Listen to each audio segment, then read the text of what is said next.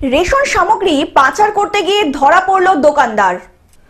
হুগলির চুচুড়া শহরে ৩ নম্বর ওয়ার্ডের এক রেশন দোকানকে কেন্দ্র করে এলাকায় চাঞ্চল্য ছড়ালো। বহুদিন ধরেই এলাকাবাসীদের অভিযোগ ছিল যে ওই রেশন দোকানে সময় মতো রেশন সামগ্রী আসছিল না, অথচ বড় গাড়িতে করে জিনিসপত্র রেশন দোকানের সামনে আসলেও দোকান পর্যন্ত পৌঁছাচ্ছিল না।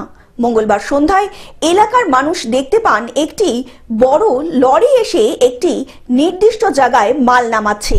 সেখান থেকে দুটো টোটো করে মাল নিয়ে যাওয়া হচ্ছিল। একটি যাচ্ছিল অন্য রেশন দোকানে, অপরটি যাচ্ছিল অজানা গন্তব্যে। এর আগে আমরা তাড়াহুড়ো ছিল ধরতে পারিনি, আজকে আনলোড হচ্ছে ওই রাস্তায় 407 গাড়ি করে গলির ভেতরে টোটো করে ঢুকছে। একটা টোটো রেস্টুরেন্ট থেকে ঢুকেছে, একটা টোটো বাইরে আছে, এরকম করে মাল চলে যাচ্ছে। এই টোটো যখন দাঁড় করানো হয়েছে, মালিককে ডেকেছি, রেশন দোকানদার ডেকেছি, সাপ্লাইওয়ালা চলে এসছে। মালিক বলছে সাপ্লাইওয়ালা জানে, সাপ্লাইওয়ালা বলছে মালিক জানে।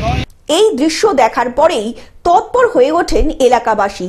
ইতিমধ্যেই দুটি টোটোকে আটক করে ঘটনার প্রতিবাদে সরব হন এলাকাবাসী। এই মাসের 4 তারিখে মালটা ঢুকলো, আমি ওখানে গাড়ি রয়েছি, একটা ভ্যানে করে দেখলাম সোজা চলে আসলো। কিছু মাল গম ওর ভেতরে গেল রেশনে, আর এক ভ্যান সোজা চলে এলো। কি প্রায় এইভাবে যেত? প্রায় এইভাবে যায়, আমরা দেখি কিন্তু কিছু করতে পারি না।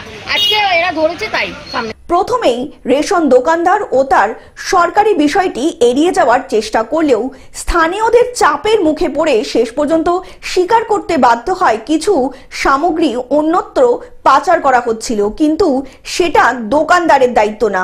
যারা মাল নামাচ্ছে তাদেরকে জিজ্ঞাসা করতে বললেন দোকানদার। আমি শোনা মাত্রই আমি প্রশাসনকে ফোন করি, আমাদের লোকাল ফাঁড়িকে আমি ফোন করে বিষয়টা জানাই। যেহেতু আমি আউট অফ স্টেশন ছিলাম, সুতরাং আমার কাছে যখন এলাকার লোকেরা আমাকে যখন ফোন করে, তখন আমি সঙ্গে সঙ্গে প্রশাসনের সাথে যোগাযোগ করি এবং যা ব্যবস্থা নেওয়ার প্রশাসন নিয়েছে। সঙ্গে সঙ্গে খবর দেওয়া হলো প্রশাসনকে। পুলিশ এসে পরিস্থিতি নিয়ন্ত্রণে আনে এবং দোকানদার ও টোটো চালককে জিজ্ঞাসাবাদের জন্য নিয়ে যায় থানায়। অন্যদিকে এলাকাবাসীরা বিক্ষোভ করে জানায় অবিলম্বে এই দোকানদারের লাইসেন্স ক্যান্সেল করে দেওয়া হোক, তাতে সাধারণ মানুষের উদ্দেশ্যে সরকারের দেওয়া খাদ্য সামগ্রী যাতে গরিব মানুষেরা সঠিকভাবে পান। অন্যদিকে প্রশাসনের তরফ থেকে সাধারণ মানুষদের আশ্বাস দেওয়া হয়েছে দোষ প্রমাণিত হলে আইন অনুযায়ী ব্যবস্থাও নেওয়া হবে সেই দোকানদারের বিরুদ্ধে।